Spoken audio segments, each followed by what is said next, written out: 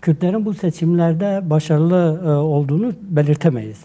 Bunun nedenlerini ele aldığımızda özellikle son Federal Kürdistan bölgesinde yapılan seçimler bir yıl dolmasına rağmen ki öncesinden defalarca ertelenen parlamento seçimleri yapılmasına rağmen bir yıldır hükümet kurulamıyor. Bunda gerçekten Kürt siyasi partilerin ulusal çıkarlardan ziyade bireysel ailevi çıkarları esas alan, kendi partilerinin çıkarlarına esas alan politikalarıdır. Yani Kürtler eğer bu son dönemlerde yaşadığı, özellikle bölgede yaşadıkları sorunlar, federal bölge hükümetinin kurulduğu günden bugüne kadar genel kazanımlarına baktığımızda ciddi kazanımlarda ciddi törpülenme olduğu ortaya çıkıyor. Yani özellikle Kürdistan bölgesi bir maaş kıskacına alınmış. İşte maaş ödendi mi ödenmedi mi üzerinden bir politika yürütülüyor. Bunun dışında hiçbir politika üretilemiyor. Yaklaşık 5 yıldır bu maaş krizi bir türlü çözülemedi ve bu maaş krizi de aslında Kürtlerin kazanımlarının, bölgedeki kazanımlarının törpülenmesi için kullanılıyor. İşte havaalanlarına merkezi hükümetten bürokratların atanması, sınır kapılarına merkezi hükümetten bürokratların atanması, petrol gelirlerinin büyük bir bölümünün denetim altına alınması çalışmalar hepsi maaş krizi üzerinden yürütülüyor ve Kürt siyasi partileri bugüne kadar bir araya gelip bu konuda birlikte hareket edip bu sorunu çözme noktasında hiçbir başarı gösteremediler. Hatta henüz hükümet bile kuramadılar. Doğru. Bu Kürtler açısından aslında büyük bir kayıp. Tabii bununla beraber Irak seçimlerine girilmesi özellikle oy artışı olarak ele alıyor. Biz parti gidersek KDP işte ben 1 milyon oy hedefledim ve 1 milyon oy aldım üzerinden gidiyor. Aslında 2001 seçimlerinden bugüne kadarki nüfus artışına baktığın zaman zaten böyle bir nüfus artışı var. Bir de yaklaşık bir yıla yakın burada nüfus sayımı yeniden yapıldı ve seçmen sayısı gözle görülür bir artış oldu. Bunların da sandığa yansıması var. Şimdi bunun üzerinden 1 milyonun üzerine 1 milyon hedefi koydum ve bunun üzerine çıktım tartışmasıyla işte ben başarılıyım demek çok gülünç bir şey. Milletvekili sayısında sizin de belirttiğiniz gibi düşüş var. Onun dışında özellikle tartışmalı bölgelerde birazdan onlara gireceğiz. Evet. Kerkük ve benzeri bölgelerde ciddi anlamda Kürtlerin kaybettiğini belirtebiliriz. Bu KDP açısından da özellikle bölgenin en büyük partisi olduğunu belirtiyor. Eğer bölgenin en büyük partisi ise bu özellikle Kürt birliğinin sağlanması noktasında, birlikte hareket etme noktasında, halkımızın sorunlarını çözme noktasında ön açıcı olmalı, birleştirici olmalı, toparlayıcı olmalı, ittifaklara açık olmalı. Ama bu noktada bugüne kadar bunların hiçbiri başarılamadığını görüyoruz ve halkın sorunlarının çözülemediğini belirtebiliriz. Şimdi bir noktaya daha KDP açısından dikkat çekmemiz gereken bir nokta daha var. O da özellikle Duhok ve Hawler merkezli bütün aşiretlere dağıtılan milletvekili adayları. Doğru. Bu noktada aşiretleri yarıştırarak halkı sandığa taşıma politikası yürütülmüş ve seçimden sonra aslında kendi adaylarının çıkmadığını gören aşiretlerin çoğunun ana arterlere çıkıp trafiği kapatmaları, protesto gösterileri düzenlemeleri de bunun açık bir göstergesi diyebiliriz. Özellikle Duhok merkezli yoğun bir katılım var. Burada aşiretlerin ciddi anlamda yarıştırıldığını, milletvekili dağıtıldığını, milletvekili pazarlıklarının yapıldığını görebiliriz. Peki tartışmalı bölgelere değindiniz. Burada bir düşüş olduğunu görüyoruz. Bunun temel nedeninin Kürtler arası bir birlikteliğin olmayışı. Yani hem Musul, hem Kerkük, hem Selahattin, Diyala kentlerinde ortak bir listeyle Kürtler seçime giremediği için ne kürsü çıkarabiliyor istediği düzeyde, yani Kürt seçime katılan Kürtlere yani seçmen sayısına doğru orantılı bir şekilde kürsü çıkarabiliyor ne de ortak bir politika belirliyorlar. Bunda Kürt partilerinin sorumluluğu nedir bu düşüşün nedeni? Evet, şimdi az önce aslında KDP için belirttiğimiz şeyler tabii daha çok Duhok, Hewler, Süleymaniye yani Kürtlerin yoğun yaşadığı yerlerden ziyade en çok ihtiyaç duyulan yerler Musul'du, Kerkük'tü, Diyalay'dı. Yani Kürtlerin nüfusu yani Kürtler, Araplar ve Türkmenlerin iç içe yaşadığı bölge arasından çok kritikti, hayatiydi. Bu noktada aslında Kerkük'ü ele aldığımızda geçen seçimlerde yeni nesil burada ciddi bir oy alarak aslında milletvekili de çıkarmayarak Kürtlerin buradaki oylarının heba edilmesine neden oldu. Aynı şeyi bu sefer Helvest birazdan onun durumunu da ele alacağız. Hem yeni nesil hem Helbest hem işte KDP'nin burada birlikte hareket etmemesinden dolayı 50 milyona yakın 50 bine yakın Kürt oyunun aslında çöp edildiğini, heba edildiğini görebiliyoruz. Bu noktada 2001 seçimlerinde KDP'nin orada bir oyu vardı. Yekiti'nin 1 milletvekili parlamenteri vardı. Yekiti'nin 5 parlamenteri vardı. Ama bu seçimlerde hem ciddi bir oy almasına rağmen Helvest orada milletvekili çıkaramadı. Nevai yeni nesil oy çıkaramadı. Milletvekili çıkaramadı ve bununla beraber KDP'de hedeflediği parlamenter sayısı 1 olarak gerçekleşti. Ve Kürtler burada YNK'nin de 4 milletvekili çıkarmasıyla beraber Kürtler aslında Kerkük'te kaybeden taraftır. Yani oylarda ciddi anlamda artış olmasına rağmen milletvekili sayısında Kürtler bir milletvekilini kaybetti. Birlikte hareket etmeleri durumunda Kerkük'te Kürtler çok rahat 7-8 tane milletvekilini çok rahat çıkarabilirler. İki dönemdir bu noktada ciddi bir çaba da sergilenmiyor. Kürtlerin bütün terkinlerine rağmen, istemlerine rağmen, halkın böyle taleplerine rağmen, özellikle Kerkük halkının bu noktada Kerkük'teki Kürtlerin yoğun talebine rağmen bu noktada Kürtler bir türlü birlikte hareket edemiyor ve bunun kaybeden tarafı oluyorlar.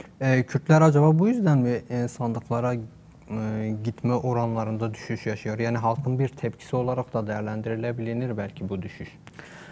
Aslında yani sadece evet bu bir nedeni ama başka nedenler de var. Özellikle belirttik ki ciddi ekonomik sıkıntılar var. Yani aylardır ödenemeyen maaşlar var ve Başur'un gündemi aslında sürekli halkın gündemi maaş ve suni bir gündem yaratılıyor ve bu gündemle yaklaşık 5 yıldır halk sadece maaşlar ödenecek mi ödenmeyecek mi gibi bir şeyle bugüne kadar geldi. Halen de böyle. Aslında bu siyasi partilerin yapmış olduğu seçim kampanyalarına da göze çarpan bir şey olarak öne çıktı. Her çıkan aday, her çıkan siyasi parti işte buranın maaş sorununu ben çözeceğim. Sanki Kürtlerin sadece maaş sorunu varmış gibi suni bir gündemle bu sorunu ancak ben çözerim üzerinden bir propaganda yürütüldü. Bu da Kürtler açısından çok vahim bir durum diye belirtebilirim. Peki siz Kerkük'te Helvest ve Yeni Nesil Hareketi'nin durumuna değindiniz ve belki açarsınız bu kısmı. Bu partiler gerçekten de yani ciddi bir tabanları olmamasına rağmen niçin ısrarla kendi başlarına bir listeyle giriyorlar bu alanlarda ve kürsü çıkaramayacaklarını bile bile bir tutum ortaya koyuyorlar. Birlikte hareket etmenin önüne geçiyorlar. Bunlar ne arıyor? Yani bunları belki YNK ile KDP arasında bir iktidar kavgası var ama bunların öyle bir iddiası da yok görebildiğimiz kadarıyla. Şimdi aslında bir seçmen analizi yaptığımızda KDP ve YKİT'nin seçmenleri belki Bokur'daki halkımız böyle bir şeyle yani karşılaşmamıştır. Burada seçim sistemine baktığımızda bütün devlet memurları özel oylar denilen bir oylamayla aslında bir gün, 2 gün öncesinden sandığa gidiyor. Bunlara baktığımızda çok ciddi bir oy potansiyeli. Bunların hepsi işte diyelim ki Yekiti bölgesindeki memurların tümü Yekiti'ye oy kullanıyor. KDP bölgesindeki özel oyların tümü, işte memurların tümü KDP'ye oy kullanıyor. Tabii bunların seçim günü ailelerini ve yakın çevrelerini de hesapladığımızda halktan ziyade bu noktada özellikle sandığa taşınma oranları daha çok kendi yandaşlarını sandığa taşıyabiliyorlar. Bu noktada ciddi bir politika yürütüyorlar. Bir zorunluluk haline getiriyorlar. İşte gidip oy kullanacaksınız. Kullandıktan sonra bize oy verdiğinize dair getirip bunu belgeleyeceksiniz gibi politikalar da yürütülüyor ve kısmen de belirttiğimiz gibi Duhok Havle'de çok aktif olan aşiretlerin sandığa taşınmasıyla bir seçmen profili ortaya çıkıyor. Bir de bunun dışında gerçekten kısmen seçimlere inanan, işte değişimden yana kendisini ikna etmiş, sürekli sandığa giden bir seçmen var. Özellikle Goran'ı ele aldığımızda Goran hareketi bu noktada özellikle KDP ve Yekiti denklemi dışında, ikilemi dışında kalıp sandığa gidip ciddi bir oy alan bir parti olarak öne çıktı. İşte daha sonra Goran'ın gerilemesi ve verdiği sözleri yerine getirememesinden kaynaklı da Goran eridi ve bu kesim daha çok